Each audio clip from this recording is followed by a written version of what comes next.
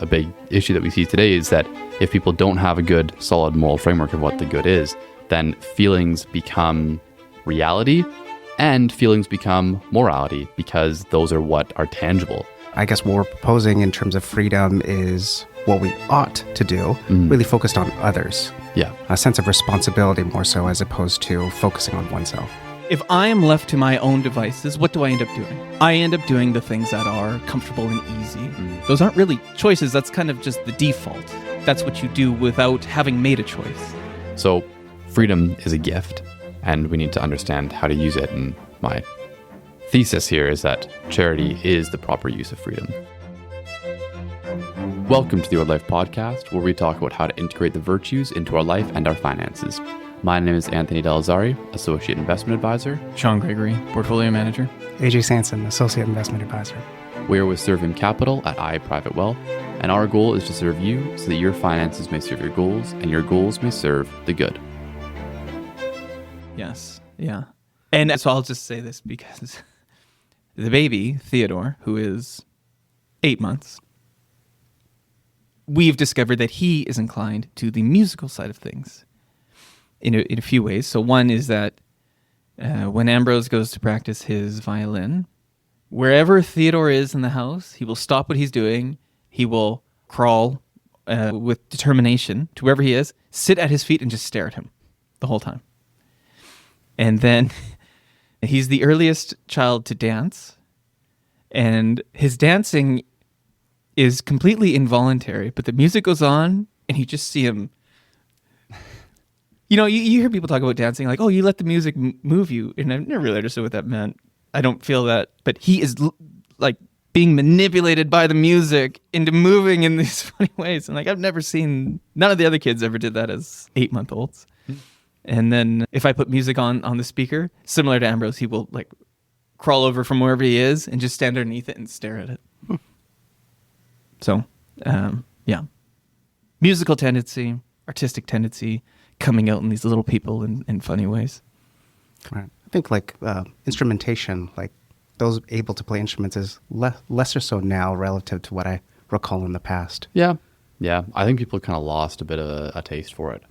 I've noticed as well in listening to music throughout the different centuries, how much more beautiful a lot of old liturgical music and music that was used in that setting was, and how much more, I hesitate to use the word like basic, but very basic a lot of the new music is. Like it's just not nearly as complex or as interesting as some of those old, like more like symphonic types of pieces.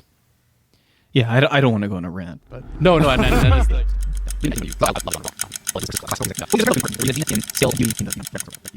yeah, but I think when art has a transcendental nature to it, it speaks to something in the human soul that, well, that's the reason why we have art, right? Like we need some sort of form to express realities that are beyond ourselves.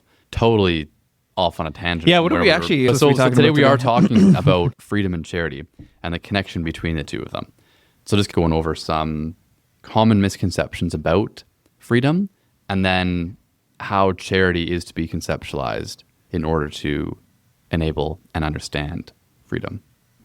So the first talking point within that, I'm just noticing now that we spent 24 minutes talking about. But it was good. And it was fun. It was great. I don't know if I think we could have went longer on. Oh, we definitely could Yeah. have. Yeah, we could have had a whole just our rant about The music, music, universality and of modern, true beauty. and modern art. Yeah. Yeah.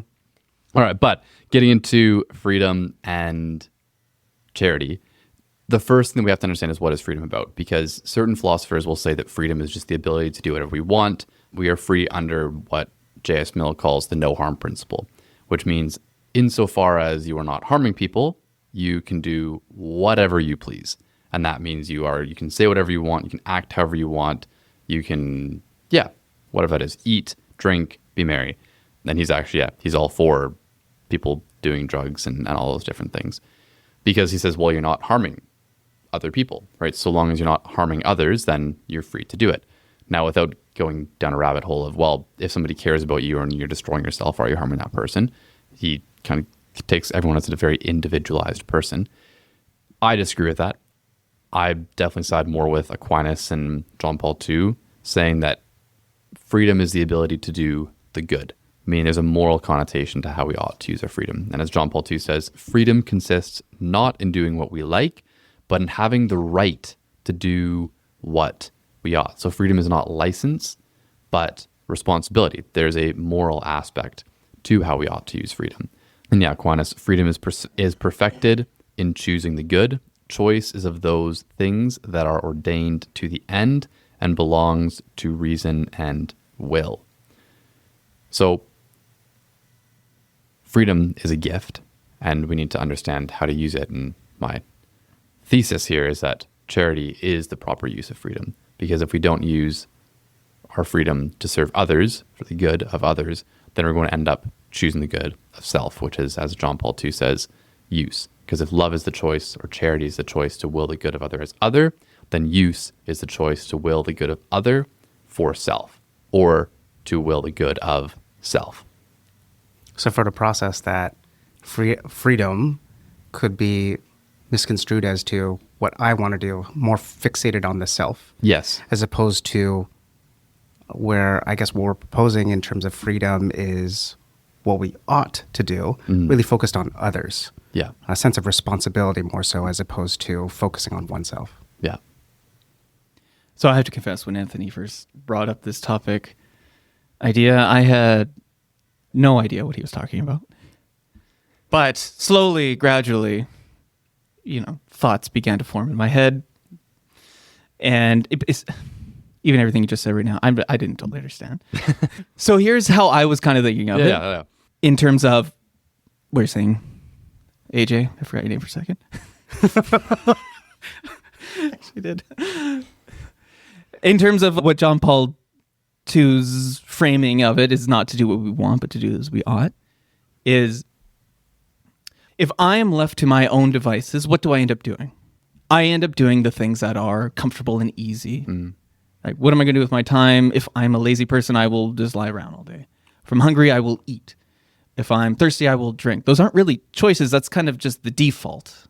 That's what you do without having made a choice. So then I think about charity. What is charity? Charity is the true love of others. Yeah. The orientation of our dispositions to others. Right.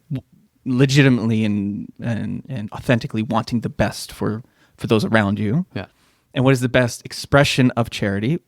Well, we know that the most perfect form of love is sacrifice, right? To give of yourself for the people around you. Right. So putting those ideas together and then bringing it back to our world of finance, it occurred to me that this train of thought, which is to say, okay, I make a sacrifice of my time so that I can work and earn an income. I sacrifice my desire to spend my money today so that I can save for the future. Right. And then I sacrifice my desire to save for a boat so that I can save for my kids' orthodontics or education or whatever it is. So is that Yeah, no, yeah, that's essentially what it is. Because if we don't have I would say like moralistic, but like a moral framework for how to use our freedom, then we don't end up really using our freedom anyway, because to your point, we just fall into the ease of, well, if I want to eat, then I'm going to eat. If I want to sleep, then I'm going to sleep. And we don't have anything that enables us to go above and beyond ourselves. And when we don't have that moral framework for how to use our freedom, then, well, what is good, right? What tangibly, if it's not beyond ourselves, is good? Well, it's whatever feels good. And so a big issue that we see today is that if people don't have a good, solid moral framework of what the good is, then feelings become reality and feelings become morality, because those are what are tangible. And so we only experience the good as feeling, as satiation of desire, which goes back to one of our first podcasts talking about the person who just lives for himself, for the pleasures of the world, to satiate whatever desires come up. But then by having, so if that's like the default mode of man, like naturally, if we don't use our freedom anyway, we're just going to think about ourselves and feelings are going to become reality. Well, how do we go beyond ourselves? Well, we have to have charity, right? Charity is in many ways the enabling virtue for us to be able to give of ourselves to others. Of course, we have to have, faith that it is worth it and hope that it will endure. But that actual virtue that really compels us into action, and the act of the virtue, I guess, is in charity and being able to give of ourselves to others, to sacrifice, to have more noble ideals aside from just ourselves. Coming back to your example, Shauna, within the family context, where for us being the primary providers for our families, is that when we earn our income, and if we stay selfish, that we just look to populate our lives with what we want, our comfortable things. I want that new jacket, or I guess in the case of some people, I want that new purse, that new thing, as opposed to recognizing the responsibility to the family, in which for kids' education or for the needs of the family. Braces being another example that we continually bring up, apparently. And there's another last step to my chain of sacrifice and freedom and charity, true charity, which is to then, okay, I sacrifice my ability or my desire for a boat. I'm sacrificing myself for the time being. Right, for something for the family. But then you could take it one step further and say, I'm teaching my kids to sacrifice what they want so that we as a family can give outside of ourselves, beyond ourselves, I should say. I like that. And it's interesting as well because John Paul II, in his book, Love and Responsibility, talks about the responsibility that then comes as a result of our charity. So not only are we responsible for using our freedom well, but also through using our freedom well, there's going to be additional responsibilities that come with that. And so we have to be able to see, hey, if I want to start a family, that is a responsibility, right? It's one thing for a man to love his wife, but it's another thing for him to then continue to use his freedom well and recognize, hey, now that I've loved this person, I now have a moral obligation and responsibility to these children. Yeah, to raise these children, to raise them well. Exactly. Yeah. And so, I mean, there's an element of temptation along the way, but because you have this orientation to this responsibility, it gives you a sense of like, well, I need order and making certain that these decisions align with the greater good of the family. Yeah. So true charity leads to love and responsibility is basically what John Paul II says. And then in a context, charity within the family. Yeah, 100%. And then perhaps in our conversation leads to charity outside of the family as well. Well, and even when it comes to money with finances and money as an individual, it's like, why are you holding these monies? Is it purely for your own benefit and for your own satiation of desires, or is it to be put to use?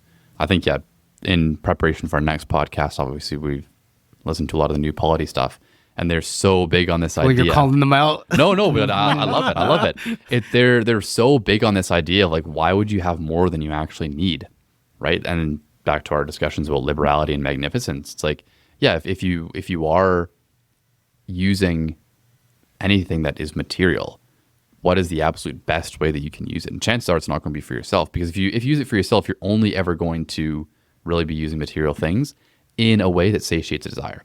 Like I cannot think of a way that I could use something for myself aside from like buying a book or getting an education that you really need. Yeah, that I really need, but that isn't then for the benefit of another person. I mean, if I were to like buy myself a coffee, right? That is for my own, like that's satiating my desire for a coffee, right? If I go on a vacation by myself, that's satiating my desire for whatever. But if I use that money or save that money for something greater, and the only noble aspiration for that would be to start a family, to be able to afford a down payment, to whatever, that's for somebody else. And that use of money is just so much greater because it is charitable, as opposed to, and even with an education, right? I can get myself a good education, but that is going to be for what? Something good, something that will ideally enable me to be all the more charitable. So I think, and I don't know if you guys have any other examples of this, but off the top of my head right now, I can't really think of like me spending on anything that is purely for myself that will actually end up benefiting somebody else. If that makes sense. Yeah. Well, I think about what you said about the responsibility referring to. Sorry. Go the ahead. tie-off point to that was, so if I have things that I am just keeping up for myself, what's the point in that? Like, if I can't think of really any good, productive way to use money that can better myself and not benefit anybody else, why would I have anything in excess of what I need? Unless it is for other people. So I think the only way you can justify having things in excess of what you personally need at the moment is if your plan is to give that away to others, or for some magnificent thing, or for your family in the future, for some endowment, for some great work of art or anything like that. I think that would be, that's kind of where I'm coming from with that. I think with that mindset is whenever you're trying to purchase something and you have this in the back of your mind is like, where's the responsibility in it? Really, Yes. like you really give thought as to how you spend your monies. Yeah. Is it just satiating me? In some way, can this help others, family? And it just allows you an opportunity to exercise prudence as to, maybe I need to reserve this, or maybe I need to give this a little bit more thought and make certain this is how these monies are spent and are oriented towards the benefit of more people. Yeah. And obviously, it's so much easier said than done. Like, there's always going to be things that pull at our heart and make us want. I can give you an things. example. I'm like, I want a new watch. It Yeah. looks really cool. I'd be really happy Yeah. for that moment in time, and then probably a day or two after, it's like, why did I spend so much money on Yeah. this watch? And it's just that anticipation of wanting something good because I want that feeling, but kind of playing it ahead of time is like, yeah, that'd be nice, but then I'm gonna put that aside. These monies could be used better elsewhere. AJ's throwing it down and calling out my new watch I got. My old watch broke. That's valid. Very valid. And I made sure to get a watch that had a timer on it, so that when I'm with the kids and I need to, they're fighting over something and it's 5 minutes here, 5 minutes there, I can. But that's oriented towards accurately. the benefit of the good of your Yeah. family. And I also Yeah.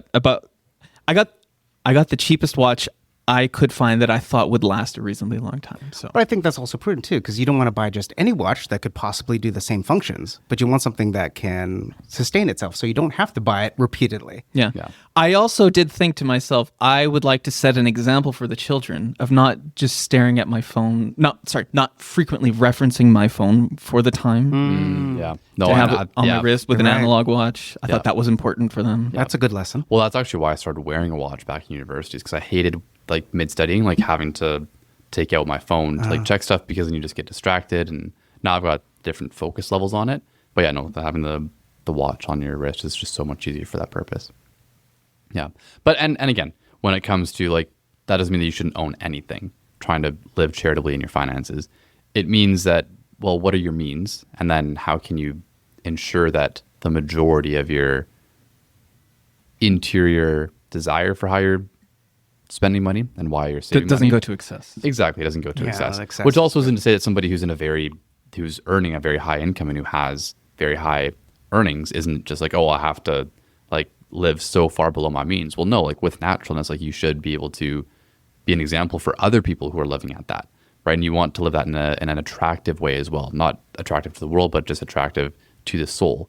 In that, yeah, hey, I'm detached from things. I could buy the latest BMW, which is, I'm sure, a very interesting vehicle. But instead, I'm going to, take that down a couple notches just to kind of say, hey, like that car isn't what's bringing me happiness, right? My ability to give myself is fundamentally what is going to bring me happiness, because I'm using my freedom in the right way. I like that, is because I really respect those who have that ability to buy a $300,000 car. Yeah. They have the ability, but then they've detached themselves from the necessity of these material things because they know that it'll garner attention unnecessarily, but choosing something that's more modest, Yeah. or nice, but still modest, Yeah. and not fixate on, I don't know, having the latest and greatest thing. Yeah. Although it's nice to Google it, the latest and greatest things. No, it is.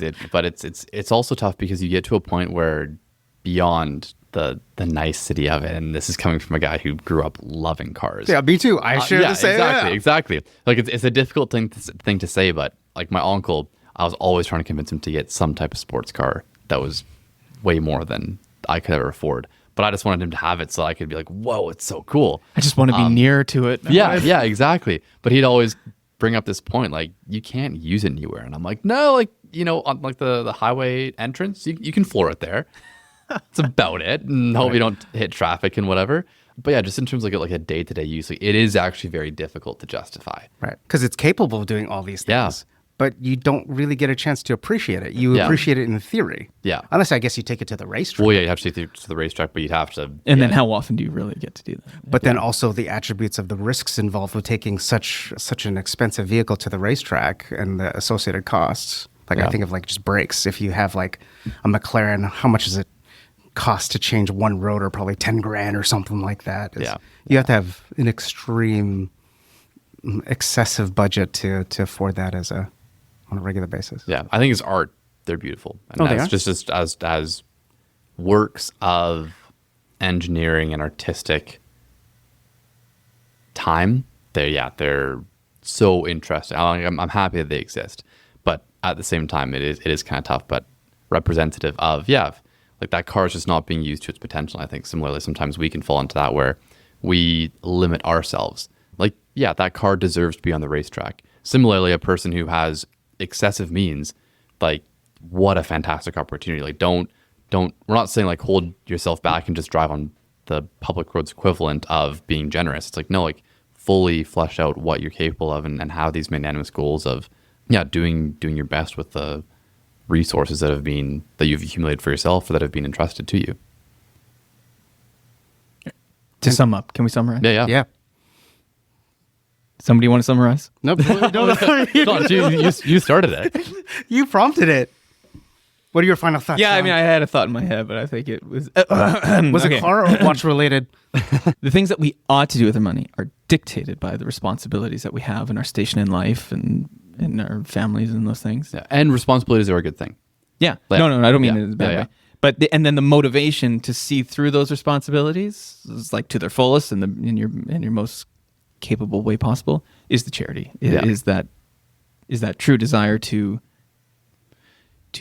look beyond yourself, to think of others in for those that you are directly responsible for, and then in that kind of more distant responsibility of your community, your neighborhood, and those who have done less well than you and your family. Yeah, like as you say, charity is the enabling virtue. It's you can see the path, which is your responsibilities, and the feet to walk it are the shoes to walk it are your charity. Yeah, I like that. It's a good way to end. All right. Brilliant. I'm Anthony. I'm Sean. I'm AJ. Thank you. This podcast has been prepared by Sean Gregory, who is a portfolio manager, AJ Sanson, and Anthony De Lazari, who are associate investment advisors for IA Private Wealth Inc. Opinions expressed in this podcast are those of the portfolio manager and investment advisors only, and do not necessarily reflect those of IA Private Wealth Inc. IA Private Wealth Inc. is a member of the Canadian Investor Protection Fund and the Canadian Investment Regulatory Organization. IA Private Wealth is a trademark and business name under which IA Private Wealth Inc. operates.